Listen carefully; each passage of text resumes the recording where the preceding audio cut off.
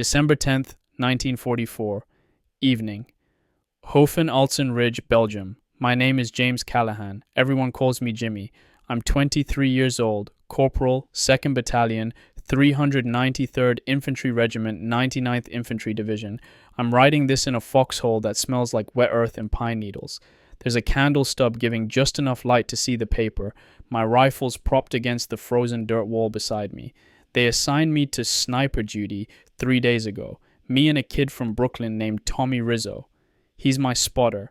Right now, he's asleep, curled up like a dog trying to stay warm. His breath makes little clouds in the candlelight. This is supposed to be a quiet sector.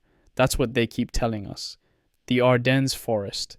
80 miles of front held by just 4 divisions because High Command thinks the trees are too thick, the hills too steep for the Germans to attack through here. So they put us green troops here to get seasoned. The battle babies they call the 99th. None of us have seen combat yet. I can't see anything out there in the dark. Just blackness. The kind of complete darkness you don't get back home in Montana unless you're deep in the mountains, miles from any town. But this darkness feels different, heavier, like it's pressing down on you. My Springfield rifle is beautiful. M190304, bolt action, 30-06 rounds, Weaver 330C scope with 2.5 times magnification. I've been shooting since I was 12 years old, hunting elk and deer in the Rockies with my grandfather. I can hit a target at 600 yards on a calm day, but I've never shot a man. Tomorrow, I'm supposed to take up a position overlooking the German lines, about 400 yards out, they said. Watch for targets of opportunity, officers, artillery observers, anyone who looks important. The thing is, when you're hunting an elk, you don't see his face through the scope. You don't wonder if he has a family. You don't think about whether he's scared. I keep thinking about that. About looking through the scope and seeing a man's face. Really seeing it. The stubble on his chin, the way his breath comes out in clouds just like mine. And then pulling the trigger. Can I do it? I don't know. I hope I can. I'm more afraid of freezing up, of letting my squad down, than I am of dying.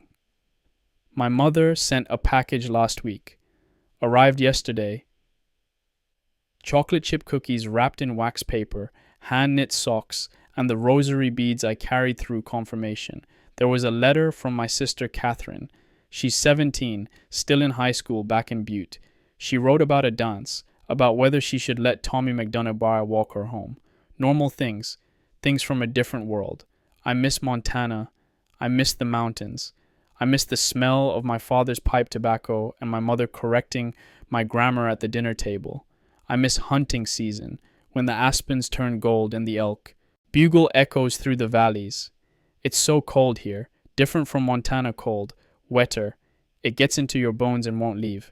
My feet are numb most of the time. Everyone's feet are numb. We stuff newspaper in our boots, but it doesn't help much. Rizzo's talking in his sleep. Something about Betty.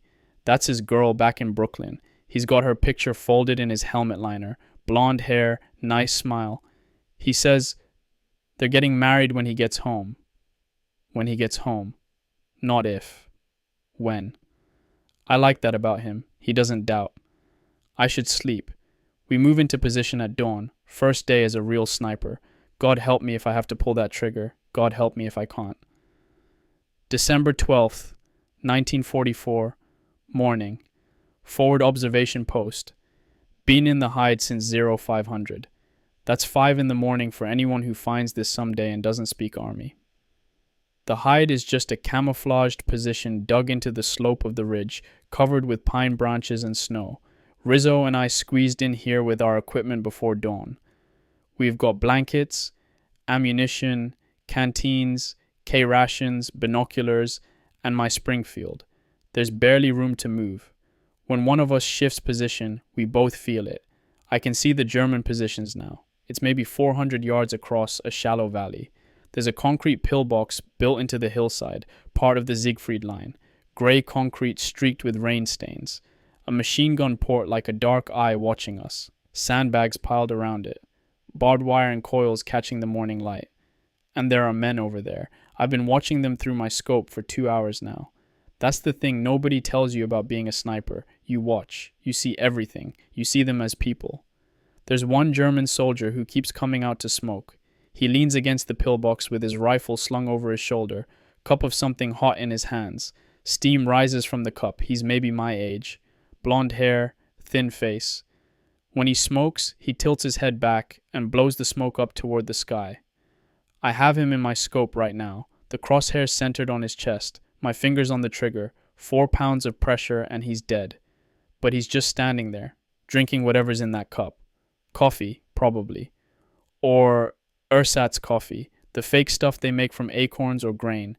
He's cold, just like me. Tired, just like me. Probably thinking about home, just like me. I can see the details, the fold in his collar, the way his coat doesn't quite fit right, too big in the shoulders. There's a button missing, third one down. Someone should sew that back on. His mother, maybe, or a sister. Rizzo whispers, "You got a shot?" I do. It's a perfect shot. Clear line of sight. Wind is calm. Range is known. He's standing still, not even watching for threats, just smoking, just being human. Bad angle, I tell Rizzo. Can't get a clean hit from here. Rizzo grunts, accepts it. He doesn't know I'm lying. The German finishes his cigarette, grinds it out with his boot, picks up his rifle and heads back inside the pillbox. Gone. I let out a breath I didn't know I was holding. My hands are shaking. Not from cold, from something else. What's wrong with me? I'm a sniper. This is my job. This is what I trained for. When the moment comes, when there's an enemy soldier in my scope, I'm supposed to shoot. That's the whole point. That's why I'm here. But all I can think about is that missing button. Someone should sew that back on. Rizzo's eating a K ration. The ham and lima beans one that everyone hates. He doesn't seem bothered by it. He's from Brooklyn. He says he's eaten worse. He tells me stories about his neighborhood, about Betty working in a defense plant, making shell casings, about his old man who drives a taxi, about the deli on the corner where they make pastrami that'll make you weep. He makes everything sound like an adventure, like we're just on a camping trip that'll make a good story someday. I want to tell him I froze, that I couldn't take the shot, but what if he reports it? What if they decide I'm not fit for duty? What if they think I'm a coward? The thing about being a sniper is that you're alone with it. Even with your spotter right next to you, you're alone with the trigger. Nobody can pull it for you. Nobody can make it easier. Through the scope, I can see the pillbox, the machine gun port, the sandbags. But I can't stop thinking about that German soldier. Where is he right now? Is he eating his own version of K rations, writing a letter home? Does he have a diary like this one? Does he have a scope trained on our lines, watching us the same way I'm watching him? The sun's getting lower. We'll pull back to the main line before dark. Another day of watching, another day of not shooting. I'm a sniper who can't pull the trigger. What does that make me? December 13th, 1944, night. Main defensive line, back in the dugout. It's warmer here, relatively speaking. We've got a small stove made from a ration can, burning bits of wood and paper. Not much heat, but enough to take the edge off. Sergeant Ed McKenna stopped by an hour ago. He's our squad leader, 32 years old, which makes him ancient compared to most of us. He was in North Africa, saw real combat at Kasserine Pass, saw us get our asses kicked by Rommel. He doesn't talk about it much, but you can see it in his eyes. He's seen things. "How's the sniper hide treating you, Callahan?" he asked. "Good, Sergeant. Quiet." "Any shots?" "No good opportunities yet. Germans are keeping their heads down." He nodded, accepted it. "That's how it is sometimes. Patience is half the job. Your granddad teach you that?" "Yes, Sergeant. Hunting elk, you sometimes wait all day for the right shot." "Same principle, only the elk aren't shooting back." He grinned, showing the gap where he lost a tooth somewhere. "You doing okay otherwise? Head straight?" I wanted to tell him, wanted to say that I don't know if I can do this, that the scope makes everything too real, too close, that I see their faces and I can't stop seeing them as people. But I just said, "Yes, Sergeant, all good. You're a hell of a shot, Callahan. Best I've seen. When the time comes, you'll do fine. Trust your training." After he left, I sat here staring at my hands. They're clean right now. But for how long? My mother's package is almost gone. The cookies are down to crumbs.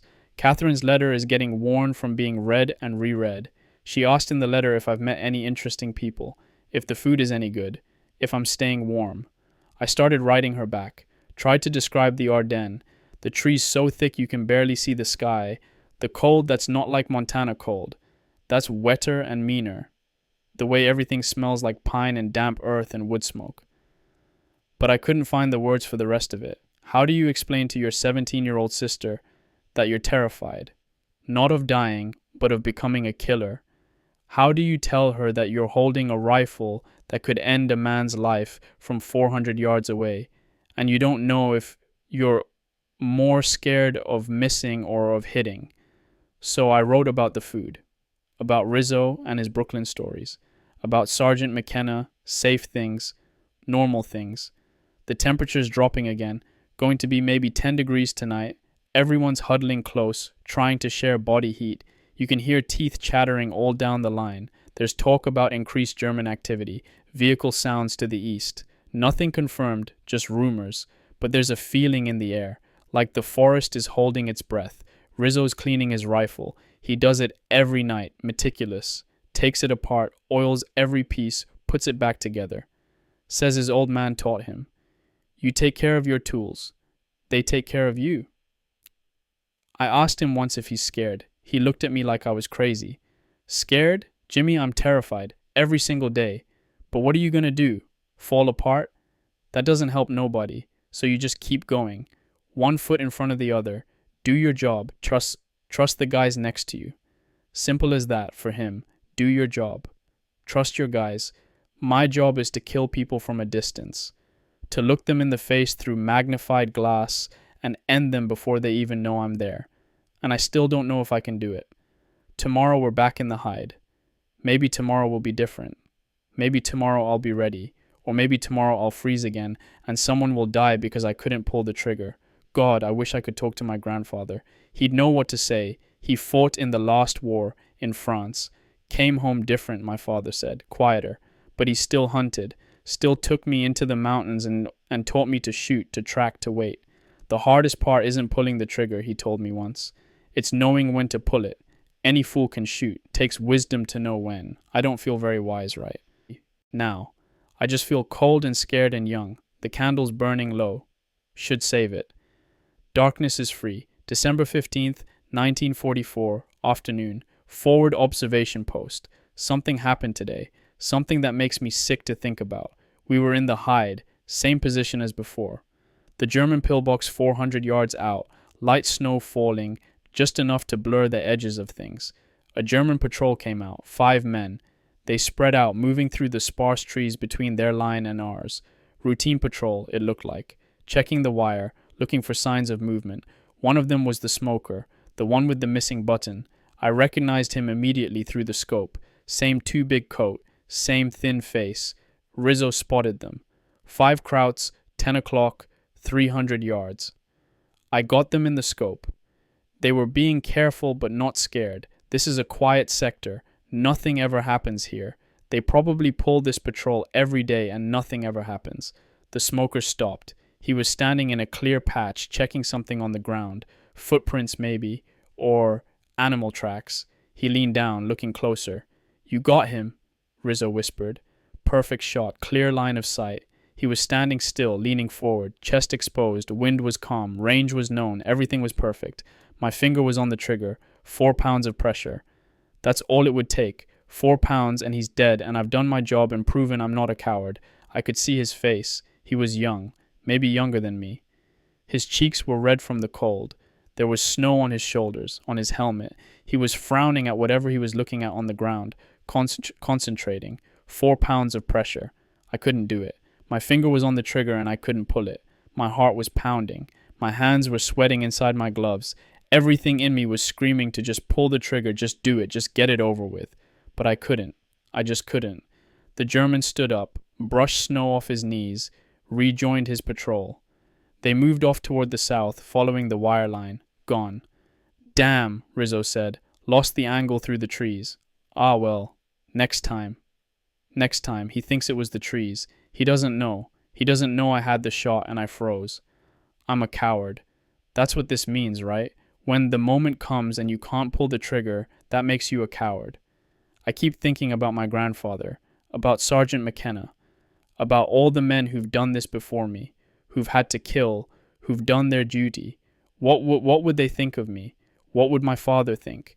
He's down in the copper mines, breathing in dust that's killing him slowly, breaking his back to feed his family.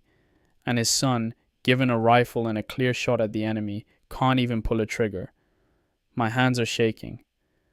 Have been shaking since the patrol left. I'm writing this, and the letters are barely legible. Maybe I'm not cut out for this. Maybe they should, send me back to regular infantry. Give this rifle to someone who can actually use it. Someone who won't freeze when it matters. But that would mean admitting I'm a coward. That would mean everyone knowing.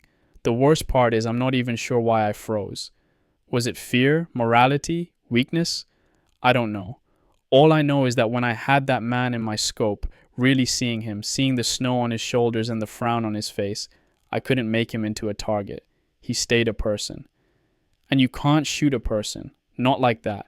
Not when they're just standing there, checking footprints in the snow, not threatening anyone. Can you? Night's coming on. We're pulling back soon. Another day of watching. Another day of failure. I'm so tired. Not body tired, soul tired. The kind of tired sleep doesn't fix. Intelligence is reporting increased German vehicle movement to the east, more than usual. But they keep saying it's probably nothing. Probably just routine repositioning. The Ardennes is still the quiet sector. Quiet sector. I wonder how long that'll last. December 16th, 1944, 4 in the morning. Main defensive line. Can't sleep. Something feels wrong. I can't explain it. Just a feeling in the air, like the forest is holding its breath. It's still dark out. That complete darkness before dawn, when even the stars seem dim. I'm writing this by feel more than sight. Can barely see the paper. Rizzo is awake too. I can hear him moving around in his part of the dugout. Everyone's restless tonight. Up and down the line, guys are awake, smoking, talking in low voices, checking equipment. There are sounds in the distance, rumbling, like thunder, but it's December, too cold for thunder, maybe artillery somewhere else. The Russians pushing in the east, maybe, or the Brits to the north. Sound carries strange in these hills. McKenna came by an hour ago, making rounds. Stay sharp, was all he said, but his voice was different, tense. I've been thinking about yesterday, about freezing again, about the German soldier with the missing button and the snow on his shoulders, about what it means that I can't pull the trigger. Maybe I'm thinking about it wrong. Maybe the fact that I can't just kill someone without feeling it, without struggling with it, maybe that's not weakness. Maybe that's the point. Maybe the day it becomes easy is the day you've lost something you can't get back. But try telling that to the guys depending on you. Try telling that to Rizzo or McKenna or any of the 34 men in our platoon. Sorry I couldn't kill that German. I was too busy having a moral crisis. They need me to do my job, and my job is simple. When you see an enemy soldier, you shoot him. That's it. That's all it has to be. So why can't I make it that simple? There's more noise now. Definitely artillery.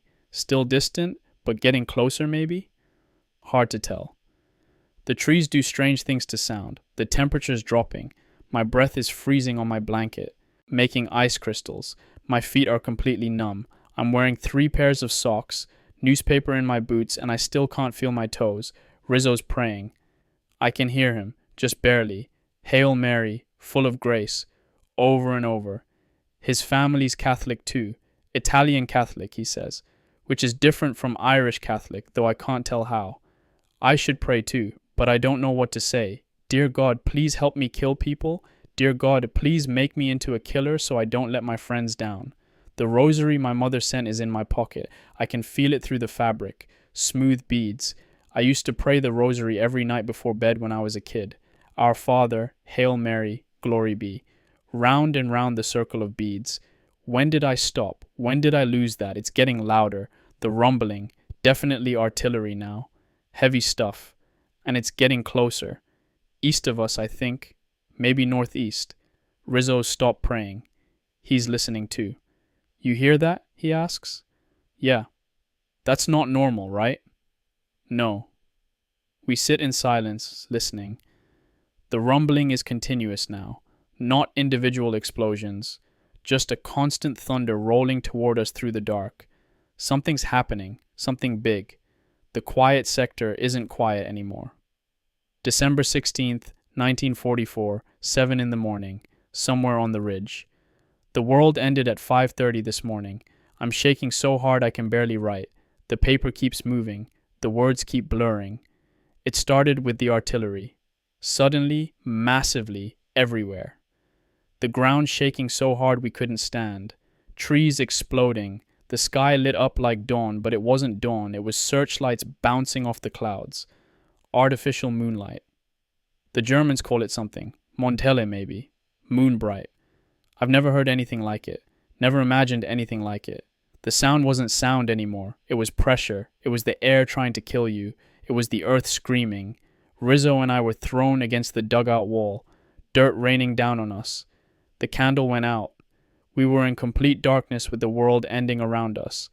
I couldn't think, couldn't process, could only feel the impacts through the ground, the concussion waves hitting my chest, the sound crushing everything else out of existence. How long did it last? I don't know. Forever. 5 minutes, an hour. Time stopped meaning anything. Then it stopped. Not all at once, tapering off. Individual explosions now instead of continuous thunder. My ears were ringing so loud I couldn't hear Rizzo shouting next to me. McKenna appeared at the entrance. His mouth was moving, but I couldn't hear him. He was gesturing, pointing. We grabbed our gear. My rifle, ammunition, canteen, moved out. The forest was destroyed. Trees snapped in half, smoking craters everywhere. The smell of cordite and burning wood and something else. Something chemical. Something wrong. We could see them coming. Gray figures in the fog and smoke. Germans. Hundreds of them. Maybe thousands. Moving through the trees in waves. This wasn't a raid. This wasn't a probe. This was an attack. A real attack. The kind they said couldn't happen here. We fell back to secondary positions. Running. Stumbling. The ground was torn up, covered in shrapnel and splintered wood. Someone was screaming for a medic. Multiple someones. The ringing in my ears made everything sound underwater. Found cover behind what used to be a large pine tree, now just a shattered stump. Rizzo was with me. His face was bleeding. Shrapnel had caught him across the forehead. Not deep, but bleeding a lot. He didn't seem to notice. The Germans were maybe 200 yards out, coming steady, not charging, just advancing. Professional, calm, like they'd done this before. I got my rifle up, looked through the scope. My hands were shaking. The crosshairs were jumping all over. I couldn't steady them. A German soldier filled the scope. Young face, helmet, gray uniform, moving between trees. He hadn't seen us yet. I didn't think. I just pulled the trigger. The rifle kicked against my shoulder. Through the scope, I saw him fall. Just collapsed. 1 second walking, the next second on the ground. I killed him. I just killed a man. I worked the bolt. Brass casing ejected. New round chambered. Found another target. Pulled the trigger. Worked the bolt. Found another target. Pulled the trigger. I wasn't thinking. There was no time to think. No time to see faces or missing buttons or snow on shoulders. Just shapes. Gray shapes moving through trees. Targets. I fired 4 rounds. Maybe 5. I don't remember. The world was chaos. Gunfire everywhere. M1s going off, that distinctive crack, crack, crack. German machine guns, deeper sound. Potato mashers exploding, screaming. Then we were moving again. Falling back. McKenna shouting orders I couldn't quite hear through the ringing. Rizzo got hit. Right leg by below the knee. He went down hard. I grabbed him, pulled him up. He was cursing. Every word he knew. English, Italian, combinations I'd never heard. But he could move. We got him back. Now we're here, wherever here is. A new position on the ridge. Dug in, waiting. The firing is continuous but not close right now. The Germans are everywhere. They're not supposed to be able to attack through the Ardennes. The trees are too thick, the hills too steep, but they're here. They're really here. I killed a man today. Maybe more than one. I don't know. In the chaos, I don't know what I hit, what I missed. But that first one, I know I hit him. I saw him fall. I thought I'd feel different. I thought there'd be some moment of realization, some change, but I don't feel anything. Just numb, just empty. My hands are still shaking. I can't make them stop. Rizzo's leg is bandaged. Corsman said the shrapnel went through clean. Missed bone. He'll be okay if it doesn't get infected. Big if, out here. How many are there? We don't know. Hundreds for sure. Maybe thousands. Maybe more. Where did they come from? How did we not see this coming? The quiet sector. Jesus Christ. The quiet sector. We're surrounded, cut off from the rest of the line. Radio's dead. Field telephone lines are cut. We're alone up here. McKenna says we hold. Wait for relief. Do our job. Do our job. I did my job today. I pulled the trigger. I didn't freeze. When it mattered, when it was real, I did it. I'm a killer now. That's what I am. I've crossed that line. There's no going back. Why don't I feel anything? Why is it just empty where the feeling should be? It's 10 in the morning, December 16th, 1944. Everything changed this morning. Everything. December 16th, 1944, 2 in the afternoon. New position. The fighting hasn't stopped. We're on the ridge now. Higher ground. Better fields of fire. We can see them coming. And they keep coming. Wave after wave. Gray uniforms against white snow. They're good. Professional. These aren't conscripts. These are veterans. You can tell by how they move, how they use cover, how they coordinate. We're holding them. Barely. The 99th is green, but we're holding. Every man on the line is fighting like we trained. The M1s are ripping. The mortars are dropping. The Germans are taking casualties. But so are we. PFC Danny Morrison is dead. Took a round through the throat during the last push. Bled out in maybe 30 seconds. His little brother Carl was right there. Saw the whole thing. Carl's still fighting. Hasn't said a word since. Just fighting. 3 more wounded that I know of. Thompson, Garcia, Kowalski, all evacuated. If evacuation is even possible. I don't know where they'd go. The Germans are everywhere. I've fired maybe 20 rounds since the fighting started. I don't know how many hits. The scope helps, but there's so much smoke, so much chaos. You shoot at movement, at shapes, at anything gray.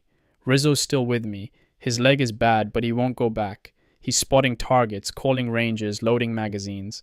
His hands are steady, even though there's blood soaking through his bandage. Betty's gonna kill me if I lose this leg, he said. First thing he said in an hour that wasn't tactical. She wants to dance at our wedding. You're not losing the leg. Yeah, you're right. He grinned, but it didn't reach his eyes. You're doing good, Jimmy. Real good. Am I? I'm shooting people. That's all I'm doing. Putting crosshairs on gray shapes and pulling the trigger. Bolt, eject, chamber, aim, fire. Bolt, eject, chamber, aim, fire. It's mechanical now. No thought, no feeling, just procedure. There's a German position about 300 yards out. Machine gun nest in a shell crater. They've got good defilade, good field of fire. They're cutting us apart whenever we try to move. McKenna asked if I can take them. I can try, Sergeant. I got into position, prone behind a fallen tree, scope on the crater. Waiting. There. Movement. A helmet. Just the edge of it. The gunner, shifting position. I waited, patient, breathing slow. Heartbeat steady despite everything. This is what my grandfather taught me. You don't rush, you wait for the moment. The helmet moved higher, shoulders appeared, a face, young. Couldn't have been more than 19. I pulled the trigger. He fell back.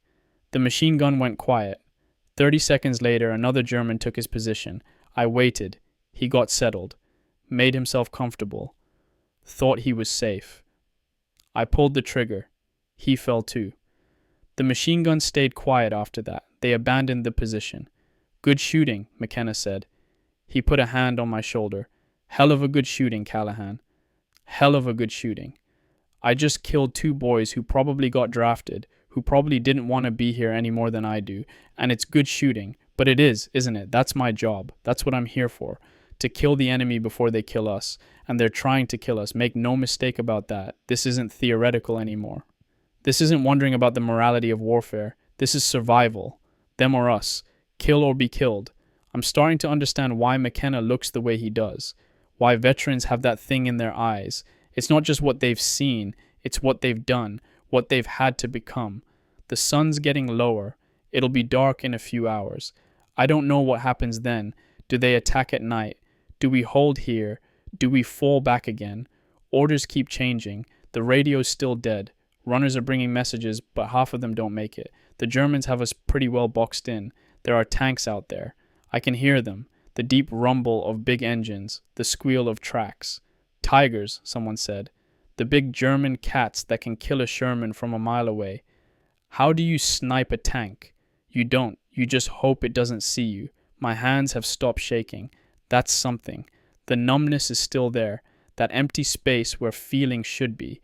But my hands are steady. When I aim, the crosshairs don't jump anymore. Is that good? Is that what I wanted? To not feel it? I don't know. I don't know anything anymore except how to work this bolt, how to aim this rifle, how to kill.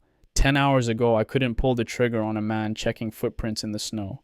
Now I've killed at least 6, maybe more. And all I feel is empty.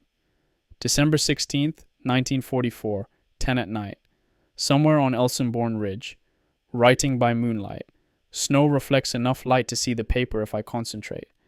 We're still here, still alive, still fighting. The Germans attacked twice more this afternoon. Twice we threw them back. The bodies are piling up in the snow. Ours and theirs. You can't see them in the dark, but you know they're there. You can smell them. The temperature dropped. Maybe 10 degrees now. Maybe lower.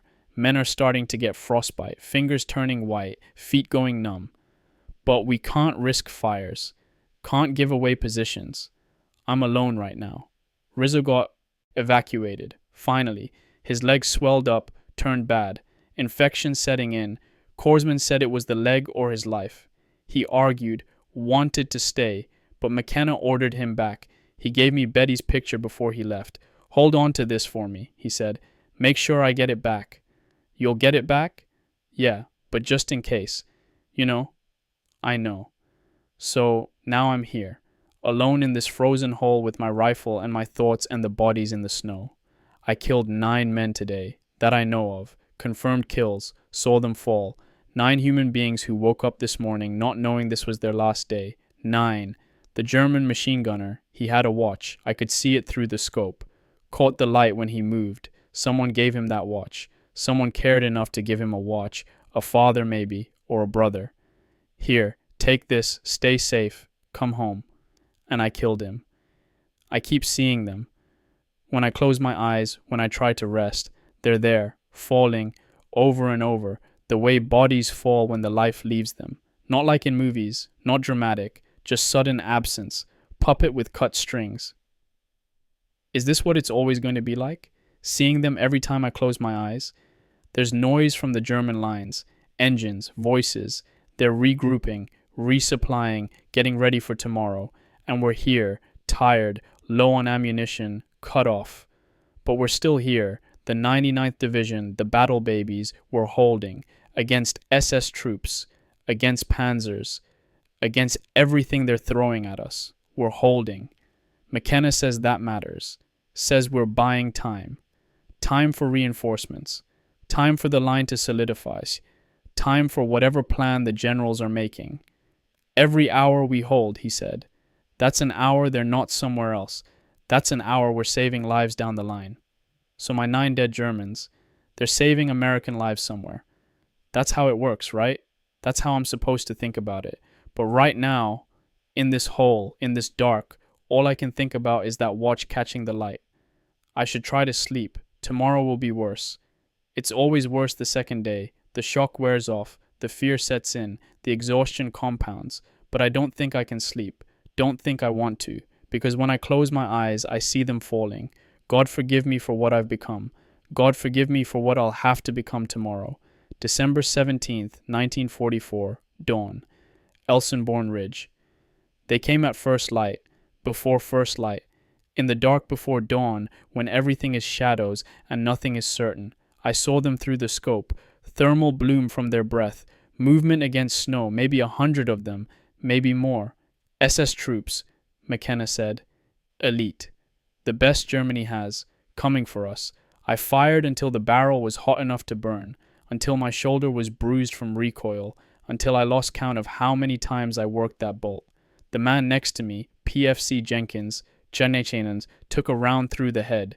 Just gone. 1 second he was there, shouting coordinates. Next second he was on the ground and his blood was on my hands. Literally on my hands. Warm. Sticky. I kept firing. We're falling back. Again, the Germans are pushing hard. They want this ridge. They need it. If they take it, they can flank the whole northern sector, cut us off from Liège, from Antwerp, from everything. So we can't let them have it. Simple as that. McKenna took shrapnel to his left arm. Not bad, but bleeding. He refuses to go back. We're down to maybe 12 effectives in the whole platoon. 12 out of 34. The rest are dead, wounded, missing. 12. And we're supposed to hold a ridge. I'm in a different position now. Ruined farmhouse on the reverse slope. Stone walls mostly intact. Good fields of fire down into the valley. I can see the twin villages, Rocherath and Krinkelt. They're burning. Black smoke rising straight up in the still air. The Germans are fighting house to house down there. I can hear it. The crackle of small arms fire. The crump of grenades. Buildings collapsing. Our guys are still fighting, still falling back in good order, but they're taking casualties. Heavy casualties. And I'm up here, alone, covering the withdrawal. This was my choice. McKenna ordered everyone back. But someone had to stay. Someone had to slow the Germans down. Buy time. I'll do it, I said. Callahan, you don't have to. I'm the best shot. You know it. I know it. I can do more good here than anywhere else. He looked at me for a long moment. Then he nodded. 2 hours. You hear me? 2 hours, then you haul ass back to our lines. Yes, Sergeant. That's an order, Corporal. Don't you dare die up here. No, Sergeant. So here I am, alone in a ruined farmhouse. My Springfield, 6 magazines, 120 rounds, and all the time in the world. Well, 2 hours anyway. The Germans are advancing. I can see them, moving careful, using cover. They know there's someone up here. They just don't know where. I'm calm. That's the strange thing. Calmer than I've been in days. Maybe because I've accepted it. What I am, what I have to do. I'm a killer. That's my job. That's my purpose. And right now, my brothers need me to be good at it. So I'll be good at it. First target. German officer. Standing in a shell crater, pointing, giving orders. Range 400 yards. Wind calm. Cold air, bullet drops less. Adjust for that. Breathe out. Halfway. Hold. Squeeze. He falls. Work the bolt.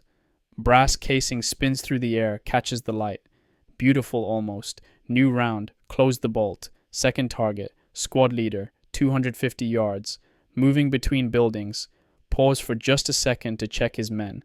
That pause kills him. Breathe. Squeeze. He falls. Work the bolt. Chamber. Aim. Third target.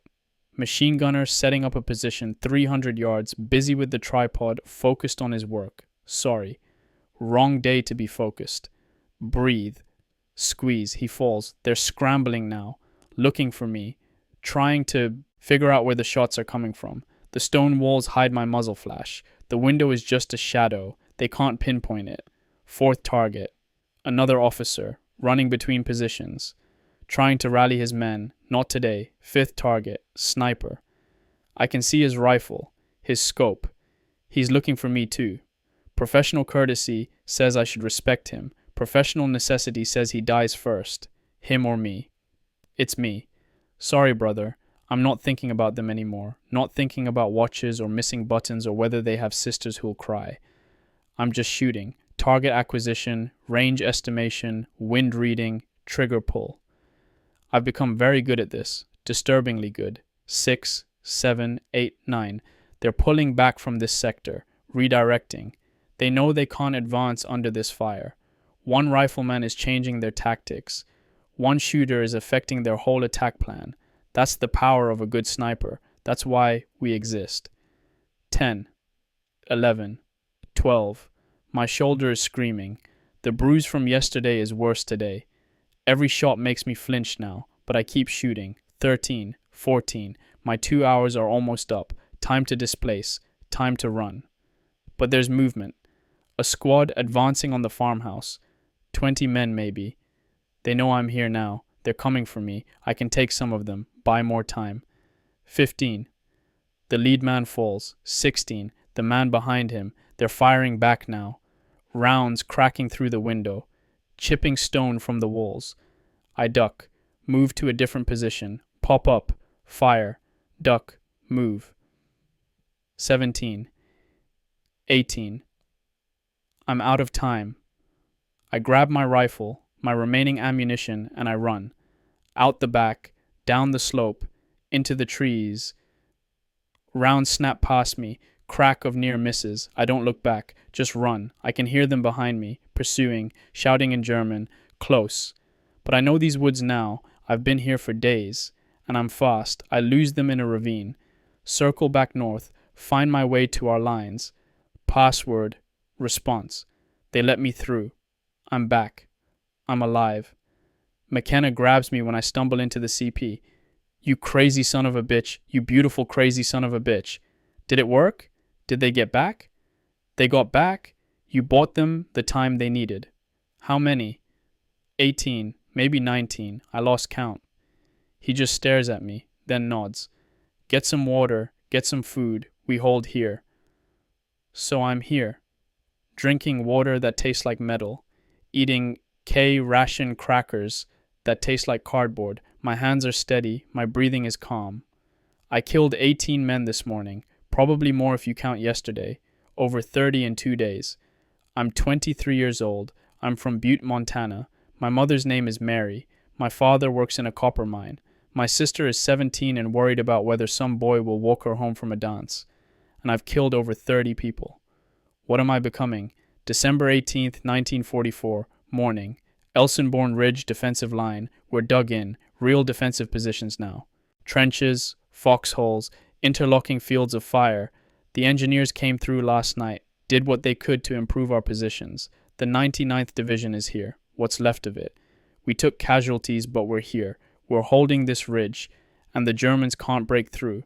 They've tried. God knows they've tried. But we're holding. I found what's left of my platoon. 12 men became 8. Morrison Jr. is dead. Took shrapnel yesterday in the fighting for the twin villages. Garcia didn't make it back. Thompson's leg got infected, evacuated. 8 men out of 34 in 2 days. But we're here. We're alive. We're fighting. McKenna's arm is bandaged properly now. He can still shoot, still fight. That's all that matters. Callahan, he says, we're putting you in the church steeple, in Elsenborn village. You'll have oversight of the whole battlefield. Command wants you targeting officers, artillery observers, anyone who looks important. Yes, Sergeant. You'll be exposed. If they figure out you're there, they'll light that steeple up. Understood. You sure you want to do this? Do I want to do it? No, I don't want to do any of this. I want to be in Montana with my family. I want to be hunting elk, not men. I want to go back to being the person I was a week ago, but that person is gone. He died somewhere between the artillery barrage and the first trigger pull. I'm someone else now. I'll do it, Sergeant. So now I'm here, in a stone church steeple in a Belgian village, overlooking a battlefield that stretches for miles, snow-covered hills, burning buildings, smoking craters, and men, so many men, ours and theirs, living and dead. The scope gives me God's view. I can see everything from up here. The German positions, their supply lines, their officers moving between positions, everything. It's beautiful in a terrible way. The sun coming through the clouds, the snow pristine except where it's stained red, the forest standing quiet like they've seen all this before and will see it again. I've been here for 2 hours. I've killed 9 men, 9 officers and artillery observers who made the mistake of being visible, who thought they were too far back to be at risk. The longest shot was 650 yards. A German artillery observer with binoculars, calling in fire on our positions. I could see him through the scope, see his mouth moving as he talked into his radio, see him point at coordinates. The wind was gusting, 5 to 7 miles per hour from the west. Cold air, so the bullet flies faster, drops less. I adjusted for all of it. Years of hunting in Montana mountains, reading wind in pine trees, calculating distance by eye. I put the crosshairs just above his left shoulder, let out half a breath, waited for the wind to calm, squeezed. 4 seconds later, he fell. At that distance, you see it all happen in sequence. The shot, the waiting, the impact, the fall. He was so far away he probably never heard the shot. Never knew what hit him. Just alive and then not. Is that better? More merciful? To never know? Or is it worse? To have your life ended by someone you never saw, never heard, never had a chance against? I don't know. I just know he was killing my brothers and now he's not. The artillery fire from that sector stopped. So it worked. My job is working. But I'm starting to scare myself. I'm getting good at this. Too good. I can read wind like a book now. Can estimate range within 10 yards. Can judge bullet drop by feel. And I don't feel anything when I pull the trigger anymore. No hesitation, no guilt, no horror. Just the job. Just the procedure. Target acquisition. Range estimation. Wind reading. Bullet drop calculation. Breathing control. Trigger squeeze. Like cleaning my rifle. Like lacing my boots. Mechanical. Automatic. When did that happen? When did I stop feeling it? There's a new sergeant in charge of our reduced platoon. McKenna got promoted, moved to company level. The new guy's name is Harrison. He's from the 9th Division, veteran of North Africa and Sicily. He looks at me different than the others. How many? He asked this morning. How many what, Sergeant? Kills. How many confirmed? I had to think about it. Count in my head. 34, maybe 36. I lost count in the fighting yesterday. He just nodded. That's good work. Keep it up. Good work. Like I built a fence or repaired an engine. Good work. There's movement in the German lines. Officers gathering, planning their next push probably. I can see them through the scope. 5 men around a map. Too far for voices, but I can read body language. Pointing, arguing, deciding. The one doing most of the talking is tall, thin, glasses. Probably a captain or major. He's animated, gesturing at the map. At the ridge, at our positions. He's planning how to kill us. That's his job. Just like killing him is my job. Range 700 yards. Wind gusting up to 10 miles per hour. That's far. That's really far. At that range, you're compensating for Earth's rotation. For air density. For temperature. But I can make it. I know I can. I adjust the scope. Factor in all the variables. Put the crosshairs high and to the right of his head. Wait for the wind to calm. Breathe. Squeeze. The rifle kicks. I watch through the scope. 4, 5, 6 seconds. He falls. The others scatter. Run for cover. The planning session is over. 37. I'm very good at this. I'm frighteningly good at this. And that scares me more than the Germans do. December 19th, 1944, night. Foxhole on Elsenborn Ridge. The Germans attacked again today. Twice.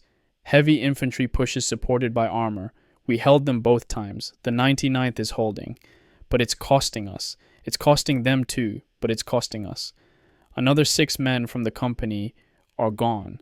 Dead or wounded, doesn't matter. They're not on the line anymore. I spent the day in that church steeple. From dawn until dark. Only came down when it got too dark to see through the scope. Final count for the day. 11 kills. All confirmed. All necessary. But something happened tonight that I can't stop thinking about. There was a German attack after dark. Not a full push. A probe. Testing our defenses. Finding weak spots. They came in small groups using the darkness. Flares went up. Parachute flares turning night into flickering day. Everything in stark black and white. Shadows jumping. The flares hissing as they descended. I was in a foxhole on the perimeter. My Springfield is useless at night. The scope needs light. So I had an M1 borrowed from a wounded rifleman. Iron sights. Point and shoot. The Germans were close. 50 yards. Maybe less. Close enough to hear them breathing. Close enough to see their faces in the flare light. One of them came right at my position, running low, carrying a Schmeiser. He didn't see me in the shadow of the foxhole. I shot him. Point blank. Maybe 20 yards. The M1 barked. He fell. I heard him, gurgling, choking. Not dead yet. Dying but not dead. I should have shot him again, put him out of it. That's the merciful thing, but I couldn't make myself do it. I just sat there, listening to him die. It took maybe 2 minutes, maybe less. Felt like forever. When it was quiet, I left the foxhole. I don't know why. I should have stayed put, but I had to see. He was young, 18 maybe, 19 at most. Blonde hair, blue eyes staring up at the flare light. Blood on his lips, on his uniform, pooling in the snow. His hands were clutching something. I pried his fingers open. It was a photograph, a woman, pretty, smiling, his mother maybe, or his girl. On the back, in German, something written. I can't read German, but I know what it says. Come home safe. I love you. Or something like that. I took the photograph. I don't know why. It's in my pocket now. Right next to Betty's picture that Rizzo gave me. 2 photographs, 2 people waiting for someone who's not coming home. Because of me. He's not going home because I shot him. It was necessary. He was the enemy. He was attacking our position. It was him or my brothers. I did what I had to do. So why do I feel like I killed someone's son instead of an enemy soldier? The fighting continued around me. Grenades, machine gun fire, men screaming, the usual chaos of night combat. But all I could think about was that photograph. Eventually it ended. The Germans pulled back. We counted our casualties, 2 dead, 5 wounded. Not as bad as it could have been. I came back to this foxhole. It's the one I share with Corporal Davis now. He's from Tennessee. Good guy. Steady. He's asleep right now. Exhausted. I can't sleep. Keep seeing that boy's face. Keep seeing his mother's photograph. Keep wondering if she'll ever know what happened. If anyone will tell her. Or if she'll just wait and never know. My kill count is at 48 now. 48 confirmed. Probably more if you count shots I couldn't verify. 48 people who won't go home. 48 mothers or wives or sisters or children who'll get a telegram.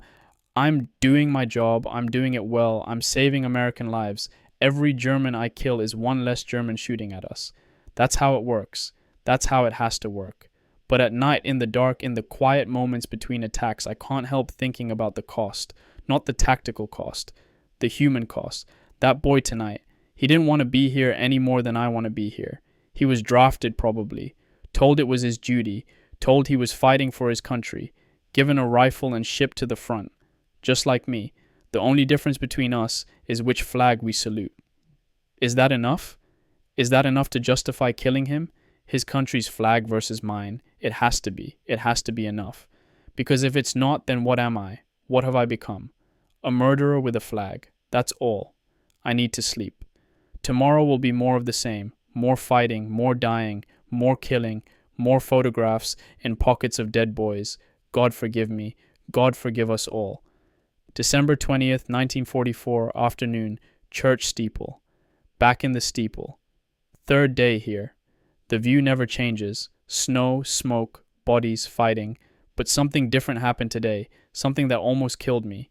I was engaging targets. Routine work now. Find an officer. Calculate the shot. Execute. Find another. I'd just taken out a German artillery observer.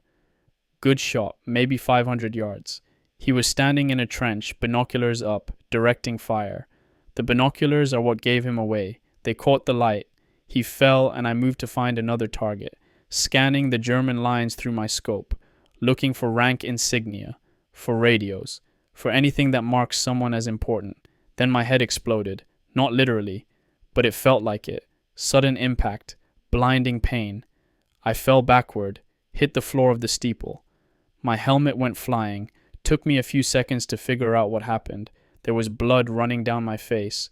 My scalp was burning, but I could still think, still see.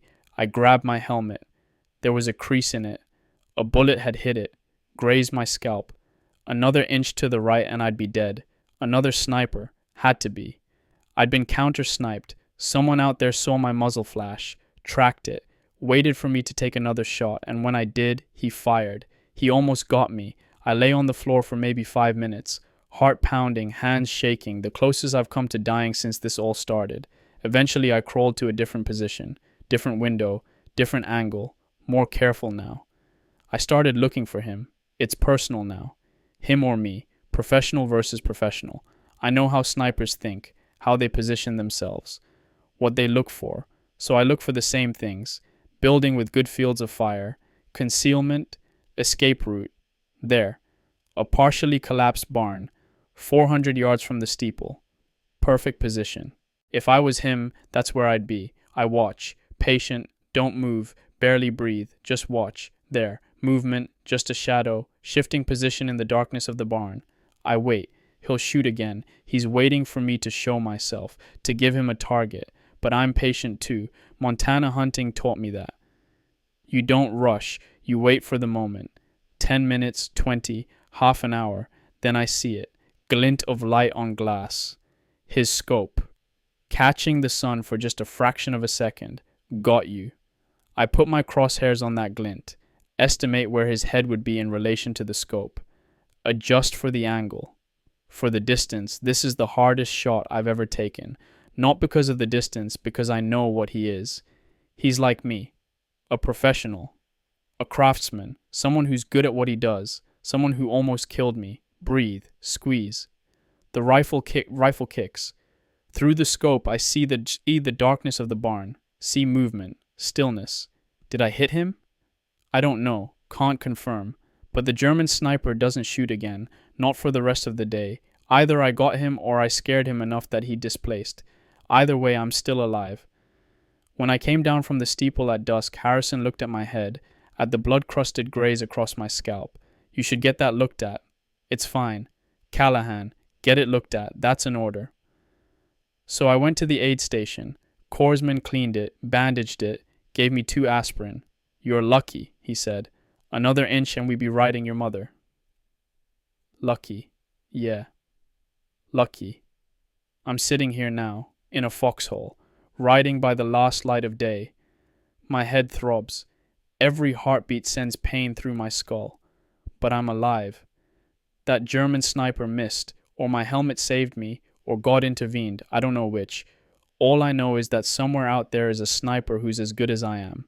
Maybe better. He had me cold. Perfect shot, and I survived by an inch. Tomorrow I go back to that steeple. Back to the hunting, and he'll be out there too, looking for me, waiting for another chance. It's a duel now. Between professionals. Between craftsmen of death. One of us won't survive it. I found his photograph tonight. The German boy from last night. It was still in my pocket. Folded. Blood-stained. I looked at it in the candlelight.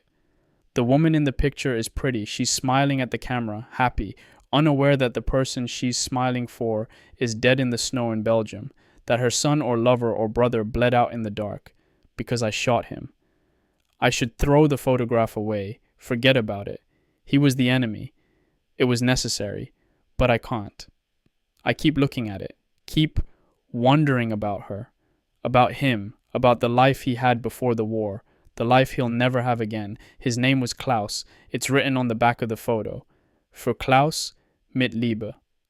For Klaus, with love. Klaus. He had a name, a mother who loved him, a life, and I took it from him. I'm up to 50 kills now, maybe more, but Klaus is the one I can't forget, because I saw his face, because I heard him die, because I took his photograph. What does that make me? That I can kill 50 men but only one haunts me? I don't know. I don't know anymore. The killing is easy now. The living with it is hard. December 21st, 1944, evening, Elsenborn Ridge. 3 days of solid fighting. 3 days of holding this ridge against everything they throw at us. SS troops, panzers, artillery, everything. And we're still here. The 99th Division, the battle babies. We're still here. But God, the cost. Today I went back to the church steeple, back to hunting the German sniper, back to the duel. He was there. I know he was. I could feel him. The way you feel eyes on you, the way prey knows it's being hunted. I was more careful today. Different windows, never staying in one spot, always moving after a shot, making myself hard to pin down. I engaged 8 targets, 8 kills, officers mostly. 1 machine gun crew that was tearing us apart. They set up in the open, thought they were far enough back to be safe. They were wrong. But the whole time I'm shooting, I'm thinking about him. The German sniper. Where is he? Is he watching me? Does he have me in his scope right now? It's a strange feeling, being the hunter and the hunted at the same time. knowing that somewhere out there is someone doing exactly what you're doing, looking for you the way you're looking for him.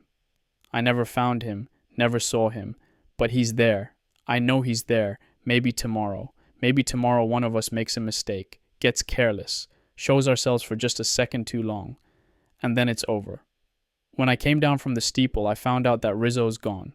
Really gone. His leg got worse. Gangrene. They had to take it off below the knee to save his life. He's being evacuated to England. Then home.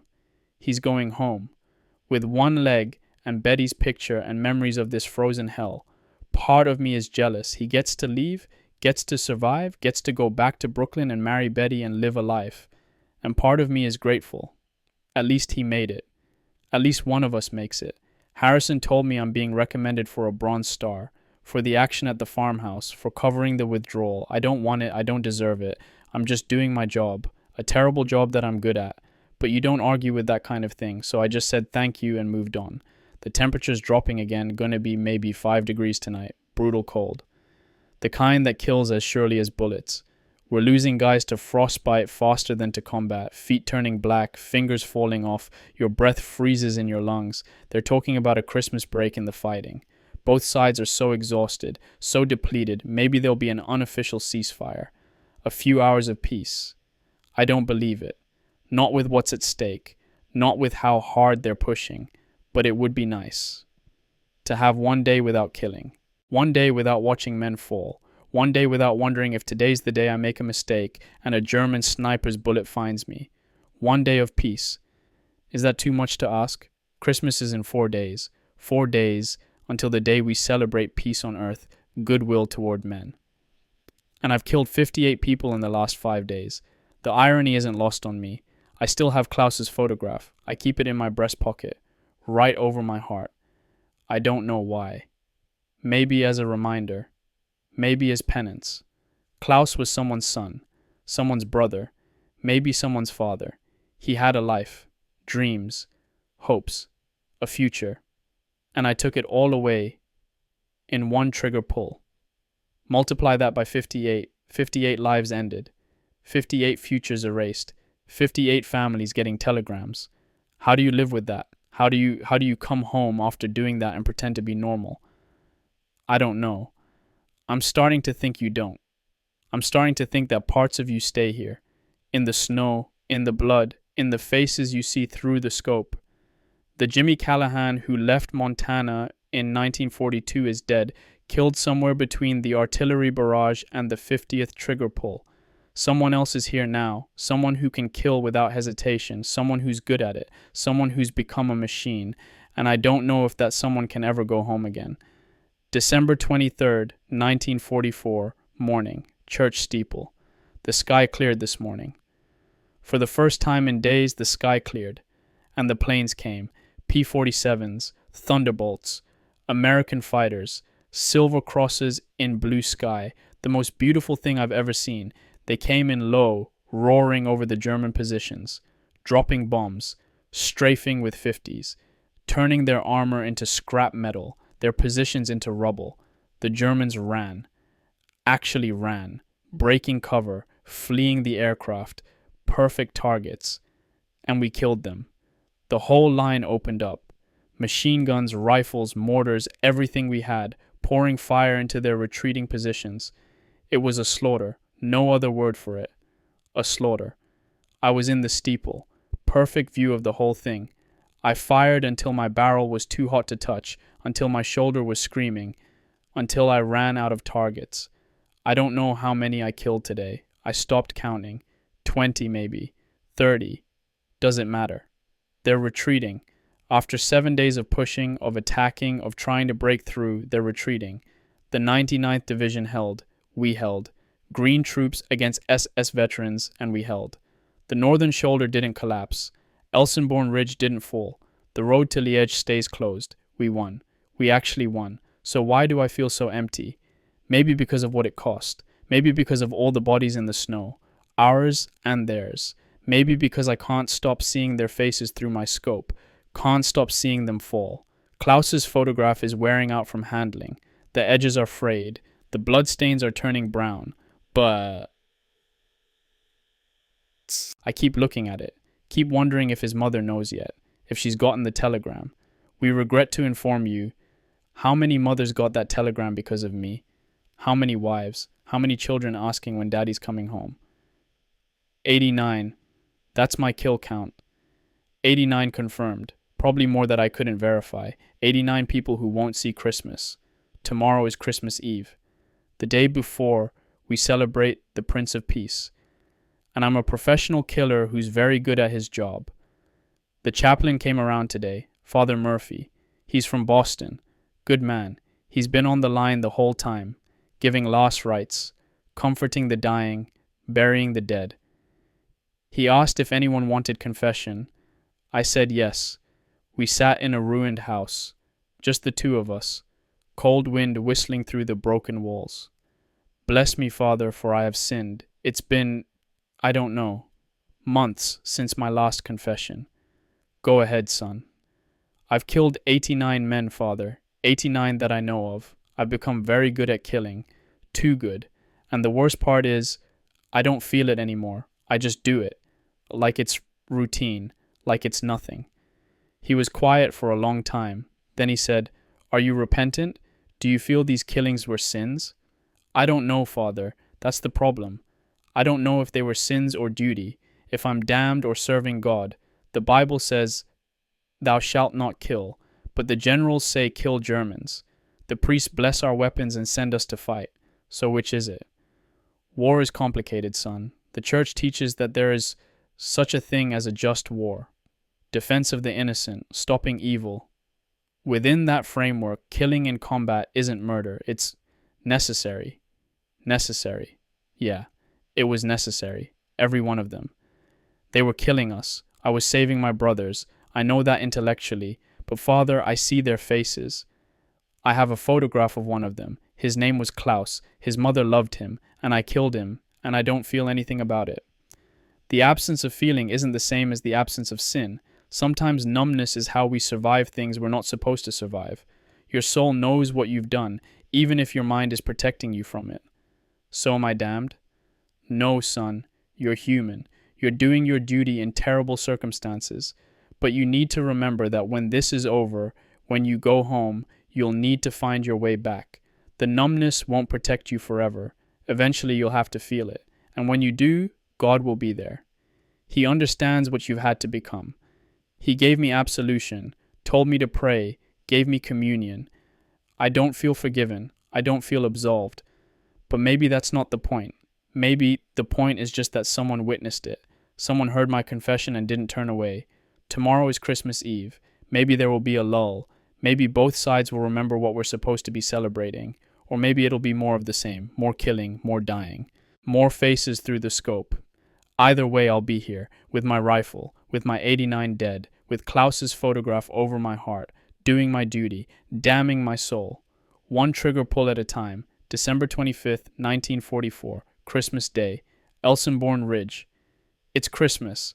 In Montana, my family is probably at morning mass right now. Then home for dinner, ham or turkey, mashed potatoes. My mother's apple pie. The tree in the corner with its lights and ornaments, presents wrapped underneath. Catherine probably got a new dress. My father probably got tobacco and maybe a new hat. My mother probably got a scarf or gloves, something practical. And they're probably praying for me, hoping I'm safe, hoping I'm warm, hoping I'll come home.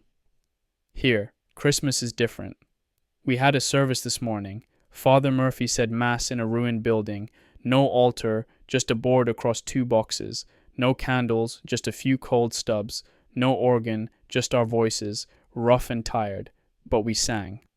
Silent Night, in English and German, because some of our guys speak German. Their families came from Germany a generation ago, and the song is the same. Stille Nacht, Silent Night, Holy Night.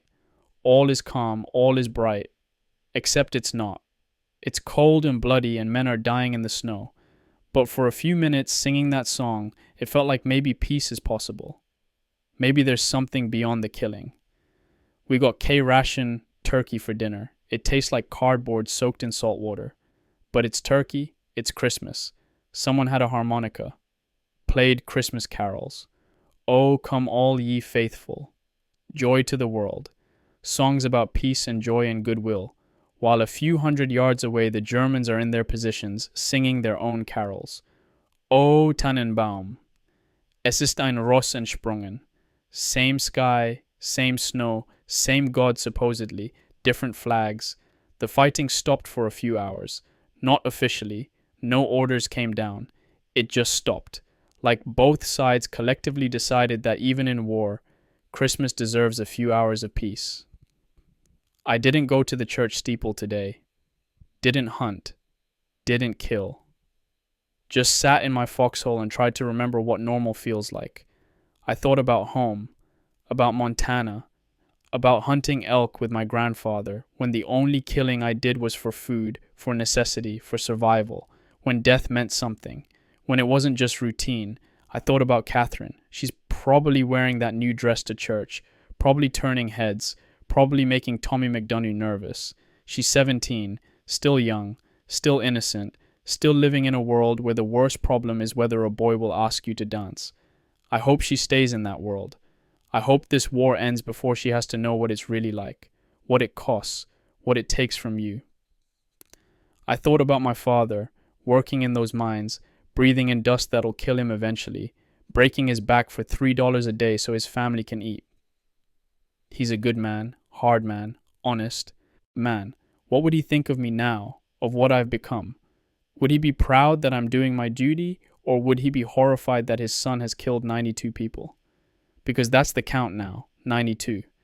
3 more yesterday before the unofficial ceasefire. 92 human beings who will never have another Christmas, never open another present, never sing another carol, and I'm the reason why. Father Murphy came by this afternoon, brought communion, sat with me for a while. How are you doing, son? I don't know, Father. I honestly don't know. That's honest. That's good. The ones who say they're fine are the ones I worry about. I have a question, Father. About God. About all this. Go ahead. Does God distinguish between killing in war and murder? Is there really a difference? Or do we just tell ourselves there is so we can sleep at night? He was quiet for a long time. Then he said, I think God understands context in a way we don't. I think he knows your heart, knows you're not doing this because you want to, knows you're protecting your brothers, knows you're in an impossible situation. But does that make it right? No, war is never right, but it's sometimes necessary, and you're doing a necessary thing in an evil time. That doesn't make you evil, it makes you human, broken, in need of grace, but human. I don't feel human anymore, Father. I feel like a machine, like killing is just what I do, like it's all I'm good for. Then you need to remember who you were before this. The boy from Montana who hunted elk, who had a family, who had dreams. That person is still in there. War hasn't killed him. Not yet. But you have to hold on to him. Don't let this war take everything. I wanted to believe him. Wanted to think that Jimmy Callahan from Butte, Montana still exists somewhere inside the killer I've become. But I don't know. I really don't know. Klaus's photograph is deteriorating. The blood has turned brown-black. The paper is soft from being folded and unfolded. But I can still see her face, still see her smile, still see, für Klaus, mit Liebe. I've decided something. When this is over, if I survive, I'm going to find her. Klaus's mother. I'm going to find her and return this photograph. And I'm going to tell her that her son died quickly, that he didn't suffer, that his last thoughts were of home. I'll lie if I have to, but she deserves to know something, deserves to have something of him back. It's the least I can do, the very least. The sun is setting, Christmas Day is ending, tomorrow the killing starts again. The Germans will attack, will defend, men will die.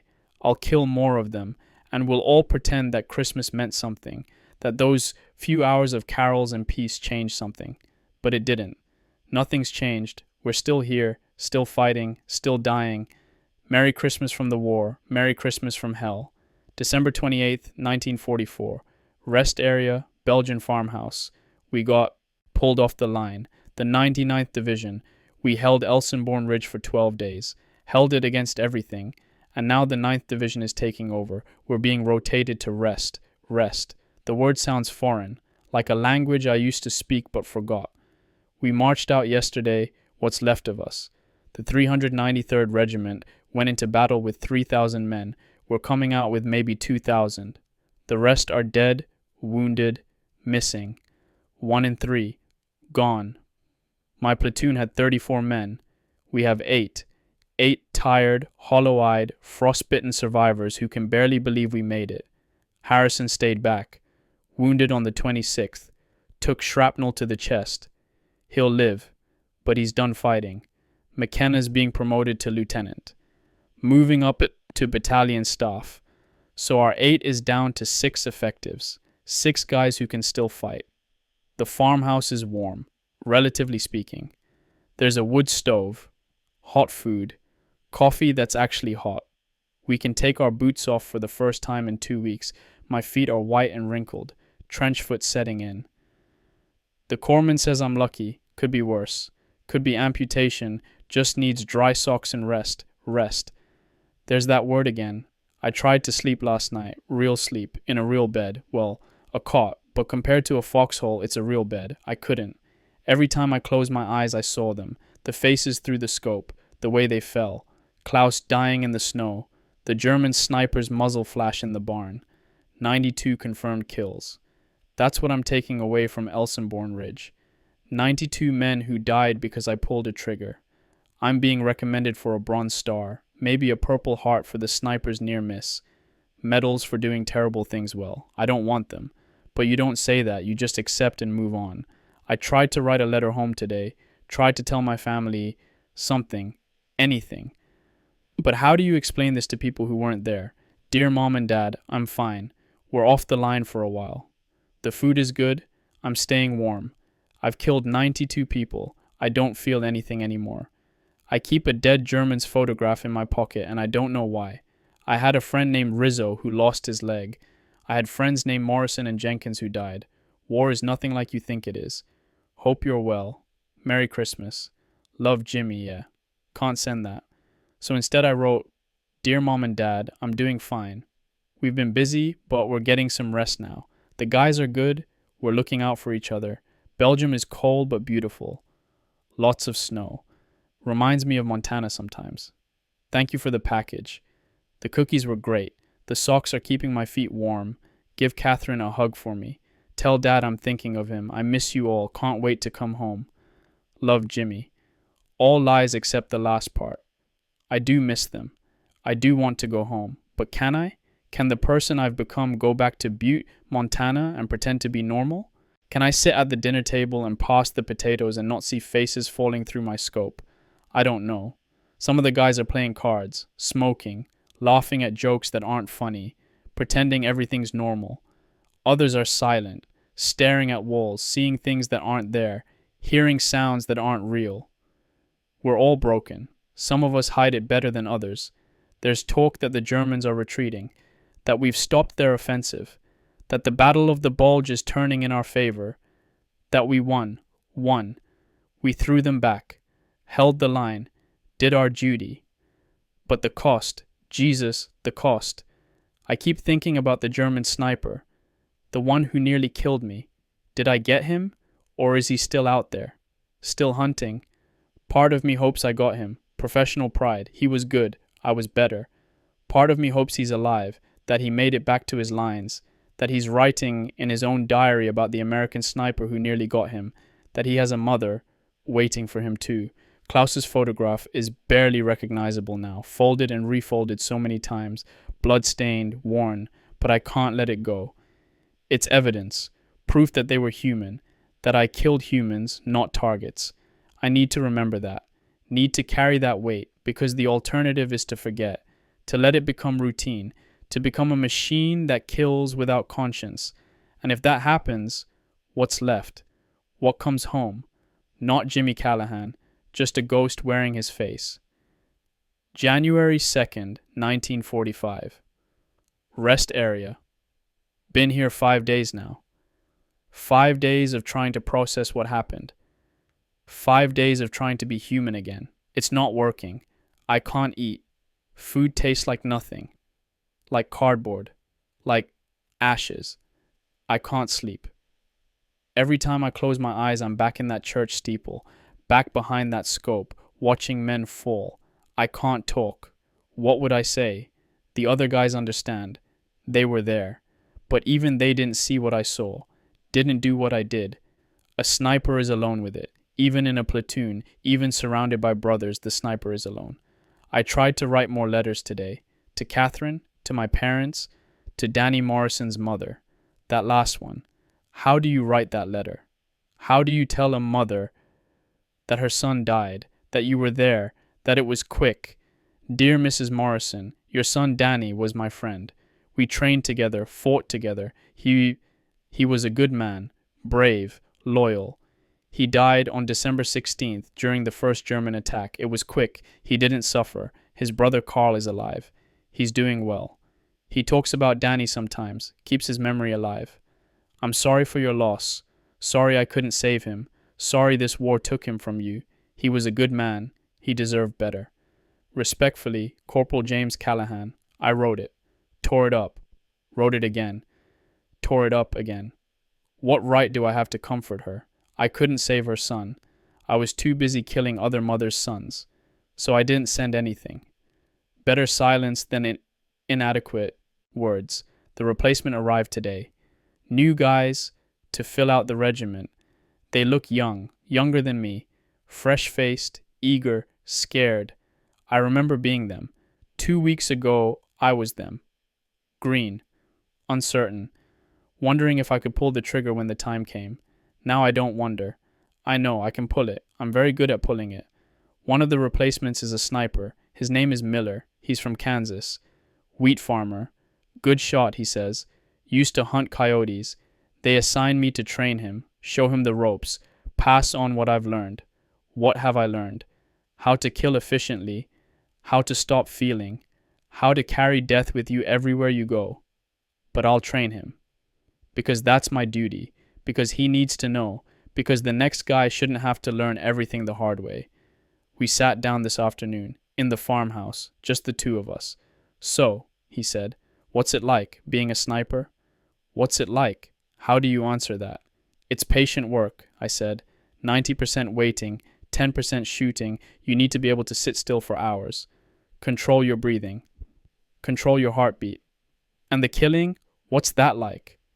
I looked at him, really looked at him. He had this eager expression. Like he was asking about hunting coyotes. Like it was just another skill to learn. It's necessary, I said. Every German you kill is one less shooting at your brothers. That's how you think about it. You're saving American lives. But what does it feel like when you pull the trigger? Nothing, I said, and it was true. After the first few, you stop feeling it. It becomes routine. Target acquisition, range calculation, trigger pull, that's all it is. He nodded, eager, taking mental notes. Listen to me, I said. You need to understand something. They're not targets. They're people. They have families. They have mothers who love them. If you forget that, if you let it become too easy, you lose something you can't get back. I pulled out Klaus's photograph, showed it to him, worn, blood-stained, barely recognizable. This is Klaus, I said. I killed him on the 16th, night attack. He was carrying this photograph, his mother, or his girl, someone who loved him, someone waiting for him to come home. Why do you carry it? To remember, to make sure I don't forget what I'm doing, who I'm killing. He looked uncomfortable, like this wasn't what he expected. Look, I said, you're going to kill people. That's the job. That's what snipers do, and you need to be good at it. Lives depend on it, but you also need to be human about it. Don't let it become routine. Don't let it become easy. Every trigger pull matters. Every life matters. Even the Germans, especially the Germans, they're the enemy. We're at war. We have to kill them, but they're still human, still fathers and sons and brothers. If we forget that, what are we fighting for? He left, looking thoughtful. Maybe I helped. Maybe I just confused him. I don't know, but I had to try. Had to pass on something more than just tactics. Had to make sure he doesn't become what I'm afraid I'm becoming. A machine. A killer without conscience. I hope he listened. I hope he stays human. January 5th, 1945, Field Hospital. Came to visit Rizzo today. They told me where he was. Field Hospital about 10 miles back, waiting for transport to England. The hospital is a converted school. Cots everywhere. Wounded men in various states of repair. The smell is terrible. Antiseptic mixed with gangrene mixed with death. I found him in a corner, propped up in bed. His right leg ends at the knee now. Bandaged stump. His face is pale, thin. He's lost weight, but he smiled when he saw me. That Brooklyn grin, big and genuine. Jimmy, you son of a bitch, you made it. I sat down next to his cot. Yeah, I made it. Heard about Elsenborn. Heard you guys held the line. Stopped the whole damn German army. We did what we had to do. He looked at me closer. You okay, Jimmy? You look different. I'm fine. Bullshit. Talk to me. So I did. I don't know why. Maybe because he was there at the beginning. Maybe because he's leaving and I'll never see him again. Maybe because I needed to tell someone. I told him about the killing, about the numbers, about Klaus and his photograph, about the German sniper who nearly got me, about becoming good at something terrible, about losing the ability to feel. He listened, didn't interrupt, just listened. When I finished, he was quiet for a while. Then he said, "You saved lives, Jimmy. My life. I'd be dead if you hadn't covered that withdrawal. Me and a lot of other guys. You did good." I killed 92 people, Tommy. 92. What's good about that? What's good is that you feel bad about it. What's good is that you haven't lost your humanity. You could have become a machine, cold, efficient, but you didn't. You're still in there. Still Jimmy from Montana. I don't feel like Jimmy anymore. Maybe not right now, but you will, when this is over, when you go home. You'll find your way back. I wanted to believe him. God, I wanted to believe him. I've got something for you, I said. I pulled out Klaus's photograph. I need you to do something for me. After the war. When things calm down, find Klaus's family. Through the Red Cross, maybe. Return this photograph. Tell them he didn't suffer. Tell them his last thoughts were of home. Rizzo took the photograph, looked at it. You want me to lie to them? I want you to give them peace. They don't need to know he died alone in the dark. They just need to know someone cared enough to remember him. He nodded, put the photograph in his jacket pocket. I'll do it, I promise. Thank you. We sat in silence for a while. Then he said, You're gonna make it, Jimmy. You're gonna survive this war and go home and find your way back. And when you do, you come to Brooklyn. You meet Betty. We'll get drunk and tell lies about how brave we were. Yeah, okay. I mean it. You come find me. Tony's Deli on Flatbush Avenue. Everyone knows my old man. You ask for Rizzo, they'll find me. I'll find you. He grabbed my hand, squeezed hard. You stay alive. You hear me? Don't you dare die in this frozen shithole. You stay alive, and you come home. I'll try. Don't try, do it. That's an order from a one-legged corporal. I laughed. First time I'd laughed in weeks. It felt strange, like using muscles I'd forgotten I had. I left him my address in Montana, just in case. Just so someone knows where I came from if I don't make it. Walking out of that hospital was hard. Rizzo's going home. Missing a leg, traumatized, changed forever. But he's going home. And I'm going back to the line. Back to the killing. Back to becoming whatever I'm becoming. I hope I see him again. I hope Brooklyn, after the war. I hope we get drunk and tell lies and laugh about things that weren't funny. I hope I stay human enough to do that. January 7th, 1945. Back on the line. Back to it. Different sector, different positions. But same war, same killing. Replacements filled out the platoon. We're back up to 28 men. New faces. Young faces. Scared faces. Miller's with me. The sniper from Kansas. I'm teaching him. We're paired up now. I'm the experienced one. The veteran. The one who knows. What do I know? I know how to kill efficiently. I know how to read wind. I know how to estimate range. I know how to stop feeling. Is that what I'm supposed to teach him? We're in a new forward position. Different forests, different hills, but same cold, same snow, same Germans across the way. The fighting's not as intense here. The German offensive is broken. They're retreating, slowly. fighting withdrawals, but retreating. We're pushing forward, taking back ground, clearing positions, counting bodies, so many bodies. I'm teaching Miller the basics: camouflage, positioning, fields of fire, range calculation, all the technical stuff, but also the other stuff, the human stuff. Every time you shoot, I tell him, remember what you're doing. Don't let it become routine. Don't let yourself forget they're human. But isn't that harder? He asks.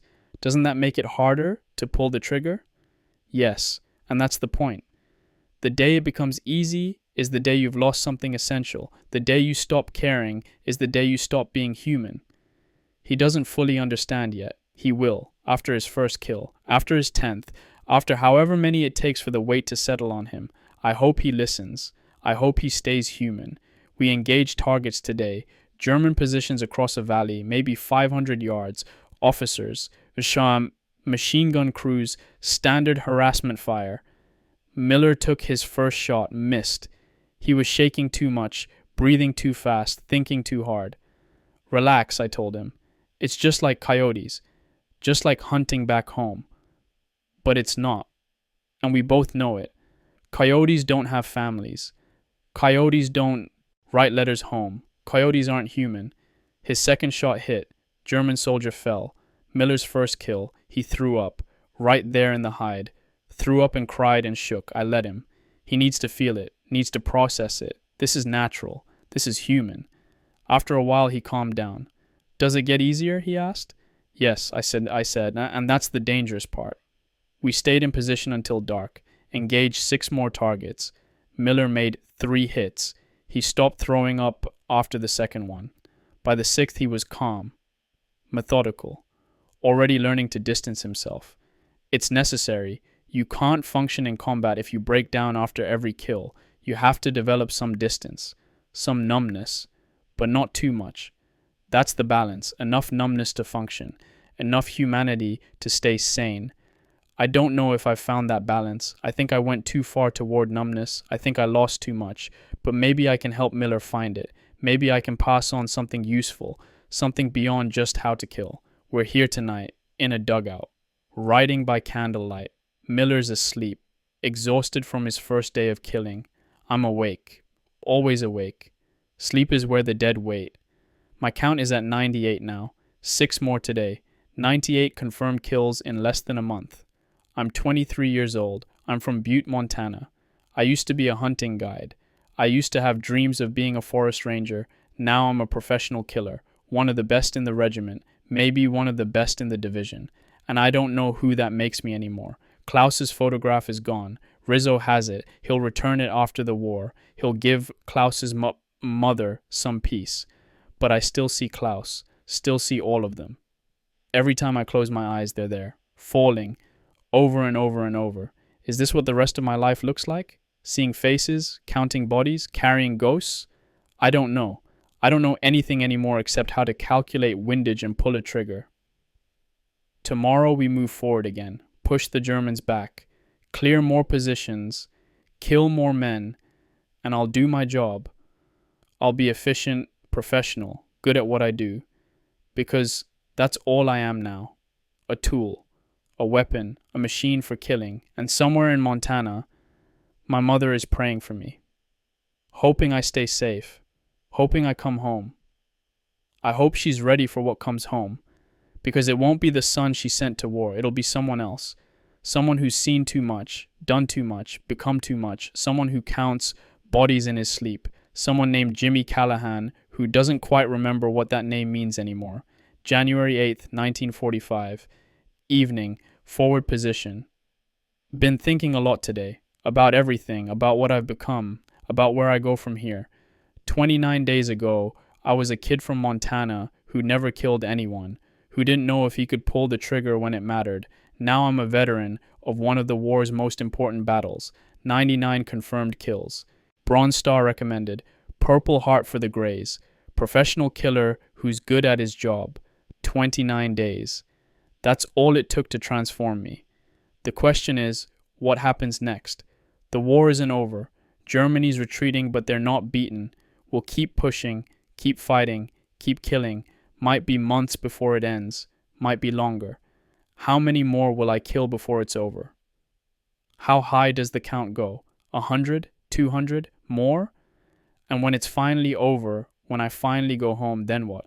Do I go back to Butte? Back to my parents' house? Sit at the dinner table and pass the potatoes like nothing happened? Get a job?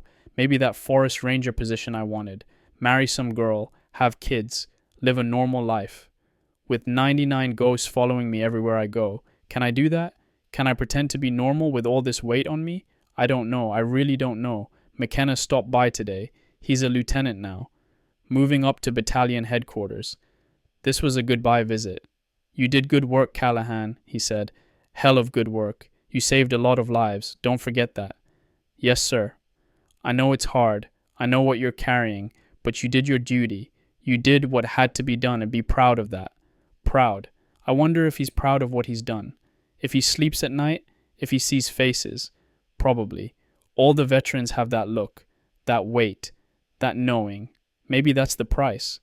Maybe you don't get to go through war and come out unchanged. Maybe the ghosts are just part of it, part of what you carry forever. After he left, I sat here thinking about duty, about honor, about all the words we use to make war sound noble. Is there honor in what I've done? In killing 99 people who never saw me coming? In becoming so good at death that I don't feel it anymore? I don't know. But I know this. I did save lives. Every German I killed was one less shooting at my brothers. Rizzo's alive because I covered that withdrawal. Miller's alive because I'm teaching him to do it right. That has to count for something. It has to. Otherwise, what's the point? What's any of this for? Miller asked me tonight. Do you regret it? Becoming a sniper? I thought about it for a long time. No, I said finally. I regret what I've had to do. I regret what I've become. But I don't regret the choice. Someone had to do it. Might as well be someone who can live with it. Can you? Live with it? Ask me after the war. We're moving out tomorrow, pushing deeper into Germany. The end is coming. Everyone can feel it. The Germans are beaten. They're just fighting delaying actions now, trying to make us pay for every mile. And we'll pay. In blood and lives and bodies in the snow. We'll pay the price, and we'll keep pushing, because that's what we do. That's what soldiers do. And I'll do my part. I'll find my position. Set up my rifle. Look through my scope. And I'll kill whoever I'm ordered to kill, because that's what snipers do. 99 confirmed kills. Will I make it an even 100? 120? More? Does it matter? After 99, does the number even mean anything? Each one was a person. Each one had a life. A mother, a home, dreams, hopes, a future. And I ended it.